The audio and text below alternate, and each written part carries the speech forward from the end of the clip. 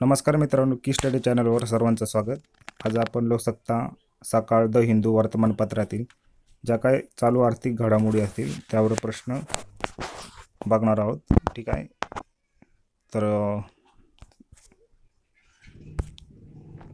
पहिला प्रश्न आहे बघा, की भारताचे सार्वभौम पतमानांकन 2 वर्षाच्या कालावधीसाठी सध्या त्या स्तरावर कायम राहील असे भाकीत स्टँडर्ड अँड प्युअर या क्रेडिट रेटिंग संस्थेने केली आहे.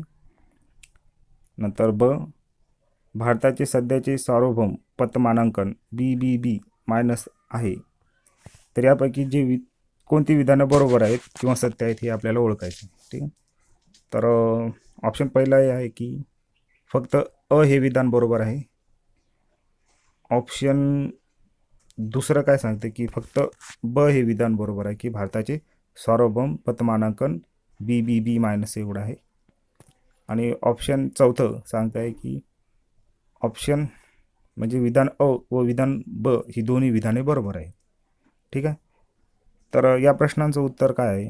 या प्रश्नाचं उत्तर असं आहे की ऑप्शन अ आणि ऑप्शन बी विधान अ आणि विधान ब हे दोन्हीही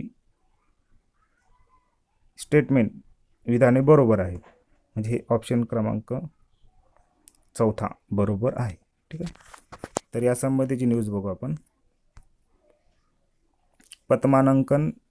पतमानांकन स्थिरतेचे संकेत S&Pचा असा अंदाज आहे. ठीक आहे. मात्र अर्थवर्धित घसरणी होण्याची शक्यता आहे. ठीक आहे. म्हणजे थोडीफार घसरणी होईल, पण जे पतमानांकन आहे S&Pचं ते तेवढंच राहणार आहे, म्हणजे BBB-. मित्रांनो, हे जे काही क्रेडिट रेटिंग एजन्सीज वगैरे असतात त्यासंबंधीची माहिती तुम्हाला गोळा करणे, जमा करणे गरजेचं आहे. परीक्षेला या संबंधित क्वेश्चन विचारले जाऊ शकतात. याच व्हिडिओमध्ये सुद्धा क्रेडिट रेटिंग एजन्सी संबंधित दुसरा सुद्धा प्रश्न आहे. म्हणजे आणि मागचा जो व्हिडिओ झाला होता जे करंट अफेअरच्या जे आर्थिक घडामोडी संबंधितचा त्यावरच्या प्रश्नाचा, तर त्यामध्ये सुद्धा देखील क्रेडिट रेटिंग एजन्सीच्या संबंधित सध्या म्हणजे जो प्रश्न आहे तो मी तयार केलेला होता. तर तुम्ही काय करायचं की हे ज्या एजन्सीज वगैरे आहेत ते भारताचे असतील किंवा विदेशी असेल त्या संबंधित माहिती काढून फॅक्ट्स वगैरे काढून ते तुम्ही सांगायचं, म्हणजे गोळा करायचे आणि त्यासंबंधी जे काही भारताविषयी केलेले पतमानांकन आहे तर ते तुम्ही कोणत्या संस्थेने काय पतमानांकन केलं आहे तुम्ही जोड्या लावासाठी किंवा तुमच्या वहीमध्ये नोंद करून ठेवा. ठीक आहे. तर भारताचे जे काही अर्थ मंत्रालय त्याचं मत आहे की अर्थव्यवस्थेवर असा कोणताही कठोर परिणाम किंवा आघात होण्याची शक्यता नाही. ठीक आहे. पुढच्या प्रश्नाकडे जाऊया आपण. पुढचा प्रश्न असा आहे की कोरोनाची सौम्य लक्षणे असलेल्या व लक्षणे नसलेल्या बाधित रुग्णांसाठी आयुष मंत्रालयाने कोणती बहुऔषधीयुक्त आयुर्वेदिक औषधे वितरित करण्याचे ठरवले आहे? तर हा जो प्रश्न आहे तो आयुष मंत्रालयामार्फत जो काही उपक्रम राबवला जाणार आहे त्या संबंधित आहे. तर मित्रांनो, तुम्हाला माहीत आहे की योजना वगैरे असतील, काही नवीन उपक्रम असतील, यावर कोणत्याही जे परीक्षा असतील त्यावर प्रश्न विचारण्याची दाट शक्यता असते. तर तुम्हाला काय करायचे, असे जे नवीन योजना असतात किंवा नवीन उपक्रम असतात त्याची तुम्हाला नोंद घ्यायची आहे आणि त्यावर कशा प्रकारे प्रश्न निर्माण केले जाऊ शकतात तर तुम्हाला ते बघावं लागणार आहे. ठीक आहे. तर या प्रश्नाचे जे काही ऑप्शन्स आहेत ते बघूयात आपण. ऑप्शन काय आहे की ही जी काय औषधीयुक्त आयुर्वेदिक औषध त्याचं नाव काय सांगलं जात आहे की आयुष 64. दुसरा ऑप्शनमध्ये सांगते कोरोनिल. तिसरा ऑप्शन आहे काबसुरा कुडीनीर आणि चौथा ऑप्शन आहे कोरोना बुटी. ते यापैकी कोणतं जे आयुष मंत्रालयामार्फत वितरित केले जाणार आहे ते आपल्याला बघावं लागणार आहे. ठीक आहे. त्याचे जे उप ऑप्शन आहेत काय की ऑप्शन पहिलं सांगते की फक्त फक्त 1 आणि 2 बरोबर आहे. म्हणजे 1 आणि 2 म्हणजे आयुष 64 आणि कोरोनालिल. दुसरा सांगते फक्त 1 आणि 3 हे बरोबर आहेत, म्हणजे आयुष 64 आणि काबसुरा कुडीनीर. तिसरा सांगते फक्त 3 बरोबर आहे, म्हणजे काबसुरा कुडीनीर. आणि चौथा ऑप्शन आहे की फक्त 4 म्हणजे कोरोना ब्युटी. तर यापैकी कोणतं जे ऑप्शन बरोबर आहे ते शोधायचं आहे आपल्याला. तर याचं जे उत्तर आहे ना मित्रांनो, ते उत्तर आहे बघा ऑप्शन क्रमांक 2 म्हणजे हे 1 आणि 3 म्हणजे आयुष 64 आणि काबसुरा कुडीनीर. यासंबंधी जी न्यूज आहे ती बघू आपण. आयुष 64 च्या वितरणास सुरुवात. ठीक आहे. मी आपल्या ज्या प्रश्नामध्ये सांगले होते की ज्यांना काही कोरोनाची सौम्य लक्षणे आहेत किंवा ज्यांना कोरोनाची लक्षणं असल्यासारखे आहेत किंवा नसले आहे पण ते थोडा बाधित झालेला आहे कोरोनाने, तर त्यांच्यासाठी ही घरगुती उपाययोजना प्रकारचं हे औषध काम करणार आहे. जे गृहविलगीकरण जे का समजा होम आयसोलेशन किंवा केलं जातं त्यांच्यासाठी ही उपाययोजना आयुष मंत्रालयाकडून केली जाणार आहे. तुम्हाला माहीत आहे की जे काय आपले आरोग्य खाते कोरोनाला हरवण्यासाठी वेगवेगळ्या उपाययोजना करत आहे. ठीक आहे. आणि त्यासंबंधित ही एक उपाययोजना आहे. तर तुम्ही हे तुम्हाला काय करायचं की ही औषधाची कोणती नाव आहेत ते लक्षात ठेवायचं. म्हणजे काबासोरा, कुडीनीर आणि आयुष 64. आयुष 64 ही कोणत्या मंत्रालयामार्फत चालवले जाईल किंवा उपक्रम जे औषध दिले जाते हे तुम्हाला लगेच लक्षात येईल. पण काबासोरा, कुडीनीर ही कशा संबंधित आहे, ही जी काही संकल्पना कशा संबंधित आहे या प्रकारे सुद्धा क्वेश्चन विचारला जाऊ शकतो. जसं की उदाहरणार्थ काबासोरा, कुडीनीर ही कशाच्या संबंधित आहे. मग खाली वेगवेगळे ऑप्शन दिले जाऊ शकतात की ते काय की ते सॅटेलाईट वगैरे असेल, असं काहीतरी ऑप्शन दिले जातील. तर तुम्हाला हे जे ऑप्शनमधले जे काही शब्द कोड कीवर्ड्स म्हणतात तसे तुम्हाला लक्षात ठेवायचे आहे. ठीक आहे. तर याचं उत्तर तुम्हाला सांगितलं आहे आयुष 64 आणि काबासोरा, कुडीनीर. ठीक आहे. पुढच्या प्रश्नाकडे जाऊया आपण. पुढचा प्रश्न आहे नवसंशोधन दूत. बघा, तुम्हाला सांगितलं होतं की काही उपक्रम असतात, काही योजना असतात, त्यावर प्रश्न विचारले जातात. हा तसाच आहे की नवसंशोधन दूत हा नवीन उपक्रम सध्या आलेला आहे किंवा गव्हर्नमेंट घेऊन आलेला आहे. तर त्यासंबंधित हा प्रश्न आहे. ठीक आहे. प्रश्न असा आहे की नवसंशोधन दूत या नवीन उपक्रमासंबंधी खालीलपैकी कोणते विधाने सत्य आहे किंवा आहेत. तर विधान पहिलं सांगते की शाळेमध्ये नवसंशोधनाची संस्कृती रुजवण्यासाठी हा उपक्रम असेल. दुसरं विधान शाळेतील शिक्षक हे नवसंशोधन दूताची भूमिका घेणार आहेत. विधान तिसरं हा उपक्रम केंद्रीय शिक्षण मंत्रालय आणि अखिल भारतीय तंत्र शिक्षण परिषदेकडून निर्माण केला जाणार आहे. तर हे जे 3 विधान आहे यापैकी कोणतं विधान किंवा कोणते विधाने बरोबर किंवा सत्य आहेत हे आपल्याला ओळखायचं आहे. ऑप्शन ए मध्ये सांगते किंवा 1 म्हणताय की फक्त अ विधान हे बरोबर आहे.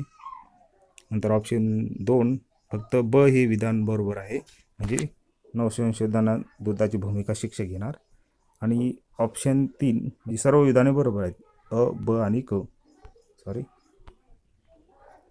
आणि ऑप्शन 4 म्हणजे क की फक्त जे शेवटचं विधान आहे, म्हणजे हा उपक्रम केंद्रीय शिक्षण मंत्रालयाने अखिल भारतीय शिक्षण तंत्र परिषदेकडून निर्माण केला जाणार आहे. तर या प्रश्नाचं उत्तर आहे 3, सर्व विधाने बरोबर आहेत. ठीक आहे. तर या प्रकारचे तुम्हाला प्रश्न विचारले जाऊ शकतात त्याच्या स्टेटमेंट वाईज. आणि पुन्हा तर तुम्हाला ते प्रत्येक स्टेटमेंट म्हणजे तुम्हाला एखादी योजना असेल तर त्या योजनेचा गाभा काय, तिचा मूळ हेतू काय हे बघावं लागेल. म्हणजे किमान जे स्टेटमेंट्स वगैरे असतात, किमान त्या योजनेचा उद्देश तुम्हाला शोधावा लागेल. ठीक आहे. किंवा तो कोणत्या मंत्रालया किंवा डिपार्टमेंट मार्फत चालवलं जातं हे बघावं लागेल. ठीक आहे. यासंबंधीची जी न्यूज होती ती बघू आपण. शिक्षक बनणार संशोधन दूत, शाळांमध्ये संशोधनाची संस्कृती रुजवण्यासाठी उपक्रम. मग यामध्ये काय असणार आहे की प्रशिक्षणात काय मिळणार की नवसंशोधनाची कल्पना मांडणे, त्याचे मूलभूत प्रारूप तयार करणे, चौकटी बाहेरचा विचार करणे, विद्यार्थ्यांचा शोध घेणे. कसं मित्रांनो, आपल्या जी सिस्टम आहे, आपली एज्युकेशन सिस्टम, यामध्ये जे मार्क सिस्टम आहे तिला जास्त महत्त्व दिलं जात आहे. तर त्यामुळं काय होतं की जी लहान मुलं असतात त्याची ज्या नवीन संकल्पना असतात त्यांना वाव देण्यासाठी कोणताही असा उपक्रम आपल्याकडे म्हणजे शिक्षण व्यवस्थेमध्ये पुरेशा प्रमाणात नव्हते, किंवा जे काही खाजगी शाळा असतील तिथंच असतील. पण जे काही मास म्हणजे जी मोठ्या प्रमाणात जे शिक्षण घेत आहेत भारतामध्ये जे लहान मुलं आहेत, तर त्यांच्यासाठी असा कोणताही उपक्रम नाही आहे.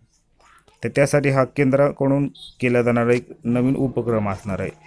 तर तुम्हाला हा जो उपक्रम आहे त्यामध्ये जे काही बेसिक गोष्टी आहेत ते तुम्हाला लक्षात ठेवावं लागणार आहे.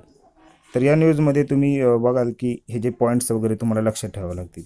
म्हणजे शाळा विद्यार्थ्यांना काय मिळणार, नंतर प्रशिक्षणात काय असणार आहे.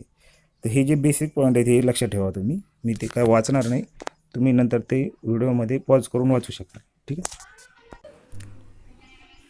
पुढचा प्रश्न आहे प्रश्न क्रमांक 4. नुकतेच RBI गव्हर्नर शक्तिकांत दास यांनी कोविड-19च्या दुसऱ्या लाटेमुळे घसरणाऱ्या व्यवस्थेला सावरण्यासाठी व उभारी देण्यासाठी किती कोटी रुपयांची आर्थिक उपाययोजना जाहीर केली आहे. त्याच्यामध्ये पहिला ऑप्शन आहे की 40,000 कोटी रुपयांची, दुसरा ऑप्शन आहे 60,000 कोटी रुपयांची, तिसरा ऑप्शन आहे 50,000 कोटी रुपयांची आणि चौथा ऑप्शन आहे बघा 30,000 कोटी रुपयांची. तर हा जरी क्वेश्चन RBI संस्थेकडून ही जी उपाययोजना केली जाते त्यामुळे आपल्याला या गोष्टी लक्षात ठेवणं गरजेचं ठरतं. तर ह्या प्रश्नाचं उत्तर आहे बघा 50,000 कोटी रुपयांची उपाययोजना केलेली आहे. याला टर्म लोनसुद्धा म्हणतात. तर हे जे टर्म लोन आहे ते जे काही आरोग्य जे क्षेत्र आहे त्याला त्याची मदत होणार आहे. तर तत्संबंधित जो काही काय म्हणजे अंदाज किंवा निरीक्षण एका संस्थेने केलं आहे. त्या संस्थेचं नाव आहे बघा, एक मिनिट, ठीक आहे, क्रिसिल. ही पण एक क्रेडिट रेटिंग एजन्सी. पूर्वी सांगितल्याप्रमाणे की मी क्रेडिट रेटिंग एजन्सी म्हणजे पतमानांकन संस्था या खूप महत्त्वाच्या असतात. त्या विविध देशांच्या जे काही पतमानांकन करत असते. पतमानांकन म्हणजे की त्या देशाची अर्थव्यवस्था गुंतवणुकीसाठी किती प्रकारे चांगल्या प्रकारे गुंतवणुकीसाठी चांगले आहे, म्हणजे तिथं तुमची गुंतवणूक किती सुरक्षित आहे यासाठी ते पतमानांकन असते. ठीक आहे. तर ही जे काय RBIची 50,000 कोटीची जी तरलता सुविधा आहे ते रुग्णालयांना सर्वाधिक याचा लाभ मिळणार आहे. आणि क्रिसिलचं आता असं मत आहे की 20% जी काही बेड्सची क्षमता आहे म्हणजे रुग्णालयामध्ये त्याच्यामध्ये 20% वाढ होण्याची शक्यता आहे. ठीक आहे. यासंबंधी तुम्ही ती सर्व न्यूज बघून घ्या. ठीक आहे. पुढच्या क्वेश्चनकडे वळूया आपण. क्वेश्चन असं की महाराष्ट्र राज्य सरकारने नुकतेच किती हजार कोटींची दीर्घकालीन कर्जरोखे विक्रीला काढले आहेत. यावरही प्रश्न विचारण्याची दाट शक्यता आहे. पहिला जे ऑप्शन आहे ते आहे की 4,000 कोटी, दुसरा ऑप्शन आहे 3,000 कोटी, तिसरा ऑप्शन आहे 2,000 कोटी आणि चौथा ऑप्शन आहे 5,000 कोटी. तर याचं बरोबर उत्तर किंवा अचूक उत्तर आहे पहिलं की 4,000 कोटी रुपये. ठीक आहे. राज्य सरकारने आणि केंद्र सरकारने हे दीर्घकालीन कर्जरोखे विक्रीला काढले होते, पण त्यांचे जे इंटरेस्ट रेट होते ते वेगवेगळे होते. महाराष्ट्राचं जे काही दीर्घकालीन कर्जरोख्यांचं इंटरेस्ट रेट म्हणजे व्याजदर जास्त असल्यामुळे हे जे कर्जरोख्यांना चांगला प्रतिसाद मिळाला होता. ठीक आहे.